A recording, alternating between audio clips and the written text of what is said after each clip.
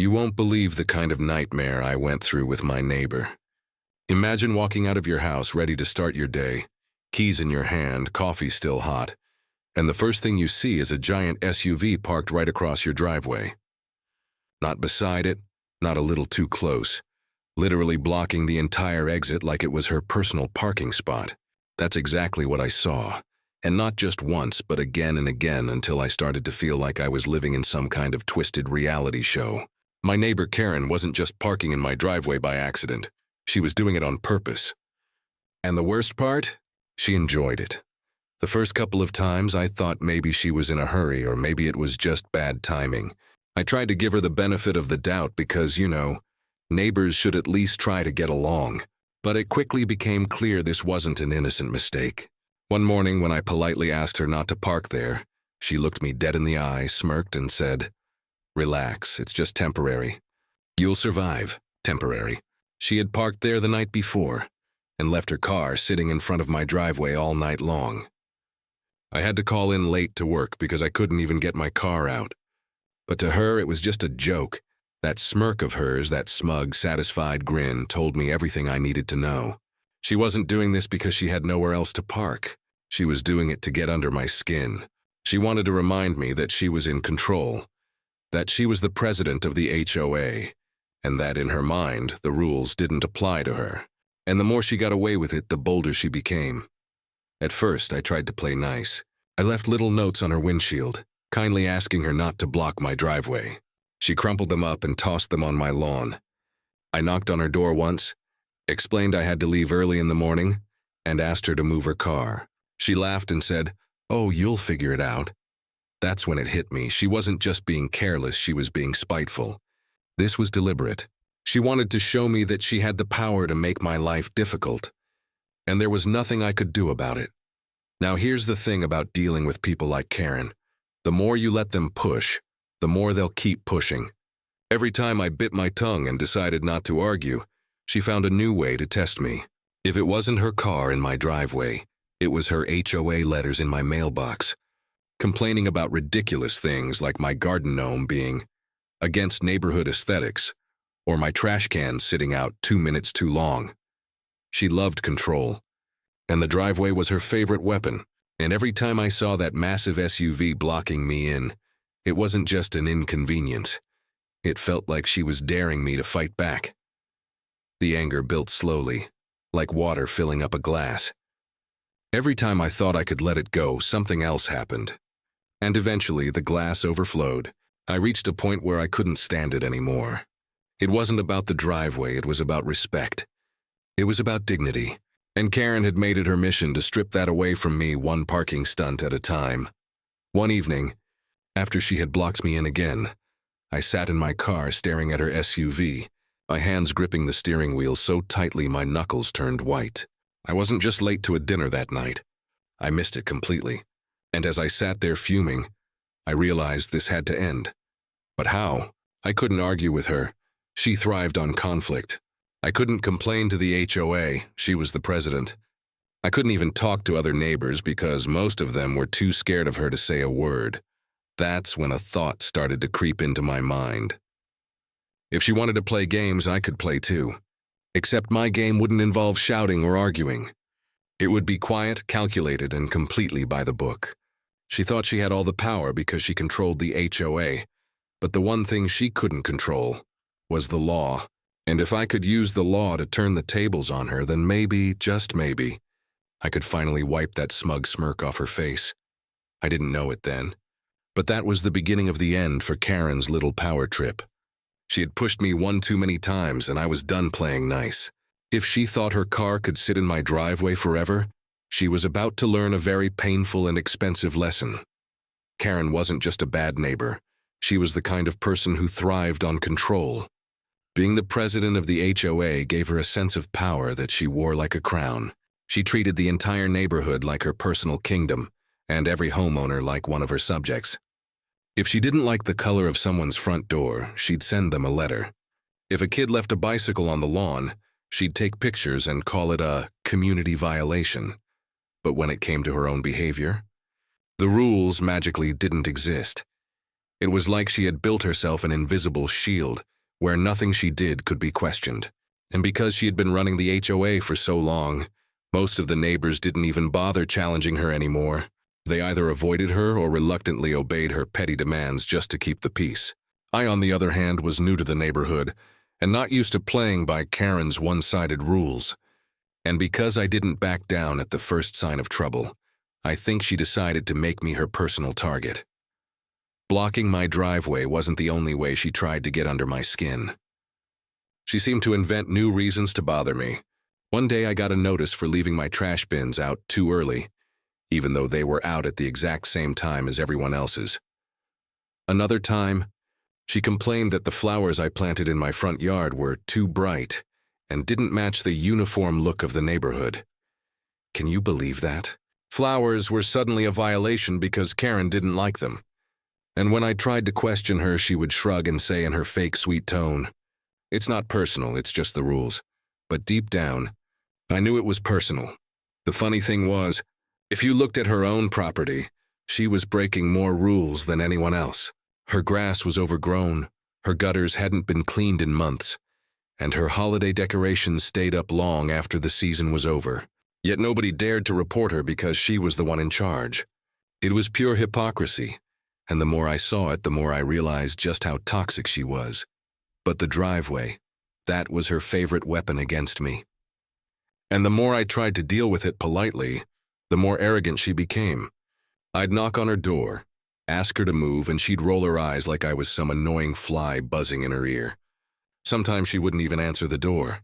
She'd pretend not to hear me, knowing I was stuck, knowing I was late, knowing I had no choice but to sit there fuming until she felt like moving her car. It was all about control. She wanted me to feel powerless, and for a while, I'll admit, it worked. There were mornings when I sat in my car, trapped, gripping the steering wheel, asking myself why I ever moved to this neighborhood. I thought about how easy it would be to just scream at her, to let my anger explode, but I knew that's what she wanted. Karen thrived on drama. If I lost my cool, she'd twist the story and make me the villain. That's how she kept her grip on everyone, by making them look like the problem while she played the victim. So I started paying closer attention. I watched the way she operated, the way she bent the rules to fit her needs. And I noticed something interesting. She relied on fear. People didn't actually respect her. They were just scared of the trouble she could cause. The truth was, her power wasn't as strong as she wanted everyone to believe. She was like a schoolyard bully, loud, bossy, and intimidating. But deep down, her strength only worked if nobody pushed back. And that's when I started to think differently. Maybe I didn't have to fight her on her terms. Maybe instead of yelling or arguing, I could outsmart her. She thought she had me trapped because she controlled the HOA, but she didn't control everything. There were still rules she couldn't twist, laws she couldn't rewrite. And if I played my cards right, I could use those rules against her.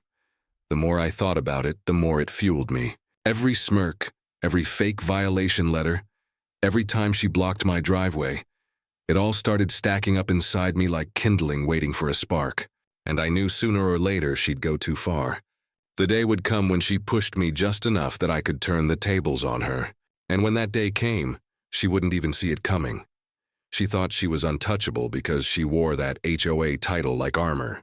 But what she didn't realize was that titles don't protect you from consequences. And soon, the same driveway she used to trap me would become the reason her precious car disappeared for good. The breaking point came one Saturday morning, and I remember it like it happened yesterday. I had an important meeting across town, the kind you can't be late for, the kind where every minute counts. I woke up early, got dressed sharp, had my notes ready, and stepped outside feeling confident. But the moment I opened my front door, that confidence shattered. Sitting right across my driveway, bold as ever, was Karen's massive SUV, parked sideways, taking up the entire space like she was guarding the exit. My heart sank instantly, and I could feel that familiar heat of frustration rising in my chest. At first, I thought maybe she was outside or just about to leave. I knocked on her door, waited, knocked again. Nothing. I called her phone and it went straight to voicemail. I even walked around thinking maybe she was in her backyard or chatting with another neighbor. But it was like she had vanished into thin air, leaving her car behind to trap me. And in that moment, I realized this wasn't some careless mistake. This was deliberate. She knew exactly what she was doing and she didn't care. I stood there staring at her SUV, gripping my keys so hard my hand hurt. I was furious, but more than that, I felt helpless. She had pushed me into a corner and she enjoyed it. I could almost hear her smug voice in my head. Relax, it's just temporary. You'll survive. Except I wasn't surviving. I was missing things, important things, because of her little game. And the more I thought about it, the more it felt like she had declared war on me. As the minutes ticked by, I felt my anger boil over into something else. Determination. I wasn't going to let her get away with this anymore. I pulled out my phone and started searching. I typed, "What to do if someone blocks your driveway?" I expected vague answers or maybe call the HOA, which I knew was useless because she was the HOA. But what I found was better than I could have imagined. There it was, clear as day in the city code. If a vehicle blocks a private driveway, the owner of the property has the full legal right to have it towed immediately. No warning required, no permission needed. I must have read that line a dozen times just to make sure I wasn't imagining it. But it was real. For the first time since moving into the neighborhood, I felt like the power wasn't in Karen's hands. It was in mine. The thought alone gave me a rush. I pictured her walking outside, expecting to see her SUV, only to find an empty spot. I pictured that smirk of hers vanishing, replaced with shock and rage. It was almost too good to be true. But the more I thought about it, the more I realized this wasn't just about revenge. It was about justice. She had ignored every warning, every polite request. She had used her position to bully me and everyone else around her. And now the law was on my side. Still, I hesitated for a moment. I thought about how she would react, how she would scream and yell, maybe even try to twist the story against me. But then I reminded myself this was legal, completely legal. I wasn't breaking any rules. I was finally enforcing them. And Karen, of all people, should understand the importance of following rules, right? That thought made me smile for the first time that morning. I scrolled through my phone, found a local towing company, and hit call. The man who answered sounded casual, like he dealt with this kind of thing all the time.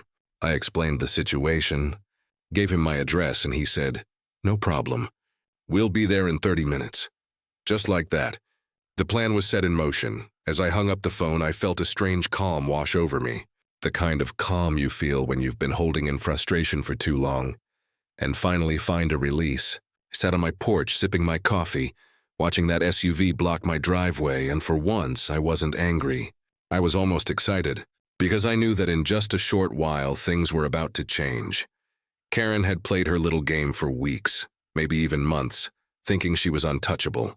But she had underestimated me. She thought I would keep backing down, keep swallowing my pride, keep letting her win. She had no idea that I was done being her victim. She had no idea that this time the rules weren't on her side. As I waited for the tow truck, I imagined the look on her face when she realized what happened. And honestly, that image alone made every second worth it. For the first time since moving into the neighborhood, I felt like I wasn't trapped anymore. I wasn't the one cornered. Karen was. She just didn't know it yet. When the tow truck finally rolled into the neighborhood, I swear I felt my heart race like I was watching the climax of a movie. The rumble of that heavy engine echoed down the street, and I knew this was the moment everything would change. The driver stepped out, a tall guy in a grease-stained uniform with a no-nonsense attitude. He glanced at Karen's SUV sitting square across my driveway, then looked at me. He didn't even need me to explain. With a slight chuckle, he said, "Wow, people really think they can just block you in like that. Don't worry, I'll handle it." Hearing those words felt like music. For weeks I'd been trapped under Karen's thumb, and here was someone finally acknowledging what I had been dealing with. I led him over, pointing at the SUV, and he immediately got to work. The sound of metal chains clinking against the pavement was strangely satisfying. He hooked them around her tires with practiced speed, like this was routine for him. And as the hydraulic lift started to hum, I couldn't help but grin. This was it. This was justice in motion. I stood on my porch sipping my coffee, pretending to be casual, but inside, I was practically vibrating with anticipation. Every second that SUV rose higher off the ground felt like a victory. Karen had built her entire power trip on intimidation, but now she was the one losing control. And then, like it had been scripted for maximum drama, her front door slammed open. Out stormed Karen, robe tied tightly, hair a mess, and fury written all over her face. The second she saw her SUV halfway off the ground, she screamed, "What do you think you're doing?" Her voice cracked with pure outrage, loud enough to make curtains in nearby houses twitch as curious neighbors peeked out. The tow truck driver didn't even flinch. Calm as ever, he said, "Ma'am, your vehicle is illegally blocking this gentleman's driveway. I've been called to remove it." His tone was professional, but there was a firmness in his voice that told her this wasn't up for debate. Karen's face turned red. "I'm the president of this HOA. You can't touch my car without my permission." She jabbed a finger in his direction like she was issuing an order. But the driver just shrugged. "HOA doesn't change the law, ma'am. Driveways are private property. You're in the wrong here." I swear I almost burst out laughing. Seeing someone finally stand up to her with complete indifference, it was priceless. She spun toward me then, eyes blazing. "Did you do this?" "You called them?" she yelled. I didn't even bother to deny it. I just nodded and said, "You've been warned, Karen, over and over. You left me no choice." She stomped her foot like a child throwing a tantrum. "This is harassment. You can't do this to me." But her words fell flat against the reality of what was happening. The SUV was already chained up, the tow truck driver tightening the last locks. With one final hydraulic push, her precious car lifted completely off the ground, hanging there helplessly as if mocking her. She ran toward the truck, trying to block it, waving her arms like she could somehow stop the inevitable. But the driver just shook his head. "Step aside, ma'am. If you interfere, I'll have to call the police." That shut her up for a second. She backed off, muttering under her breath, her face twisted with rage, but she knew better than to take it further. Even she couldn't win against the law. As the truck slowly pulled away with her SUV in tow, Karen shouted every insult she could think of. "You'll regret this. You're destroying the community spirit. You'll be sorry." But I didn't rise to her bait. I stood calmly on my porch, coffee in hand, and gave her a small wave. The sight of her car disappearing down the street was sweeter than any revenge I could have imagined. For once, Karen wasn't in control. She wasn't the one giving orders or writing warnings. She was the one left powerless, watching as her arrogance literally got hauled away. And the best part? I hadn't raised my voice, I hadn't broken a single rule. I had simply played by the book, something she always claimed to care about. Except this time. The book wasn't on her side. The neighbors who had peeked out their windows slowly disappeared back inside, but I knew what they were thinking.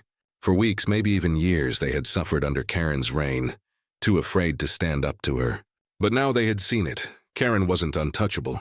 She could be challenged. She could lose. Karen, of course, tried to save face. She stormed up to me afterward, still fuming, demanding I pay to get her car out of impound. She rattled off excuses, insisting she didn't realize she was blocking me, that it was all a misunderstanding. But I didn't budge. Calmly, I told her the truth. She had been warned repeatedly. She had ignored me, mocked me, and pushed me too far. This was the result. Her jaw clenched, eyes watering with frustration, but she couldn't argue. Not this time. Not with the law against her. She stomped back into her house, slamming the door so hard it rattled. Just like that, the street felt quieter. Lighter. For the first time in a long time, I felt like I could breathe again. That evening, just as the sun was going down and the neighborhood was settling into its usual quiet, I heard a loud, angry knock on my front door. I already knew who it was before I opened it. Karen stood there, her face still flushed with anger, clutching some papers in her hand. She didn't even say hello. She immediately launched into a rant, her voice sharp and shaking. "You humiliated me today. Do you know how much it cost to get my car out of impound? You're going to pay for this." I didn't flinch. I just leaned against the doorframe, calm, almost amused. After weeks of being at her mercy, the tables had finally turned. I let her vent, let her spit out every excuse and insult she could come up with. She accused me of targeting her, of ruining the so-called community spirit. She even tried to claim I was breaking HOA rules by calling the tow company. That one almost made me laugh. She really couldn't stand the fact that I had beaten her at her own game. Legally and fairly. When she finally stopped to catch her breath, I looked her straight in the eyes and said, "Karen, I didn't tow your car. The law did. You blocked my driveway. You ignored every warning I gave you. This is on you." My voice was steady, controlled, and it seemed to catch her off guard. For the first time, she didn't have a comeback ready. Her mouth opened, then closed again like she wanted to argue but couldn't find the words. I continued, making sure every word hit. I asked nicely. I left notes. I knocked on your door. I even tried to go through the HOA, but since you're the president, that was useless. You left me no choice. You thought you could push me forever, but you were wrong. Her face twitched with frustration, but she didn't argue. She knew deep down everything I said was true. And in that silence, I realized something important. Karen wasn't powerful at all. She just knew how to scare people. She used her title, her loud voice, and her fake authority to make everyone think she was untouchable. But now that someone had stood up to her and proven her wrong, the illusion was shattered. She huffed, muttered something under her breath, and stormed away, slamming my gate on her way out. I closed the door behind me and felt a weight lift off my shoulders. For the first time since I moved into the neighborhood, I felt like I had control over my own life again. The next few days were interesting. Karen avoided me completely. No more smug smirks, no more casual, temporary parking excuses. She didn't even look in my direction when we crossed paths. Word of the incident spread quickly around the neighborhood, and people who had been too scared to speak up before started approaching me. They told me their own stories of how she had harassed them, nitpicked their homes, and used her position to bully them into compliance. One neighbor said she had fined him for leaving a flower pot on his porch. Another said she once threatened to sue over a mailbox that wasn't uniform enough. Everyone had a story, but no one had dared to challenge her. Now, though, things were different. Seeing her SUV hauled away in broad daylight had planted a seed.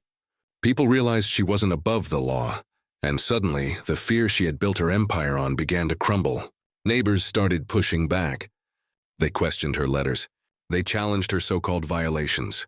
And slowly, the queen of the HOA started losing her crown. As for me, I didn't go out of my way to fight her anymore. I didn't need to. The message had already been delivered loud and clear. I wasn't someone she could push around. Every time I pulled into my driveway without her SUV blocking it, I felt a small victory. Every time I saw her shuffle past me without making eye contact, I knew the balance had shifted. Weeks passed, and life in the neighborhood actually started to feel peaceful. People were less tense, more willing to talk, even friendly again. Without Karen constantly stirring up trouble, the street felt lighter. The funny part was, all it took to break her hold wasn't a screaming match or endless arguments. It was one simple action, backed by the law. One tow truck, one moment of accountability, and the entire dynamic shifted. Looking back now, I realize Karen taught me something without even meaning to. Bullies only have as much power as you give them. The more you avoid them, the stronger they get. But the second you stand up, calmly and firmly, their whole act falls apart. Karen thought she could park in my driveway forever, but in the end, her arrogance cost her more than just impound fees. It cost her the control she had spent years building. So whenever I see her now, walking quickly past my house, head down, I don't feel anger anymore. I feel satisfied. I feel free. And sometimes I can't help but smile, remembering the day her car disappeared down the street, chains rattling, her voice echoing in the background. That was the day everything changed. That was the day the driveway bully finally met her match.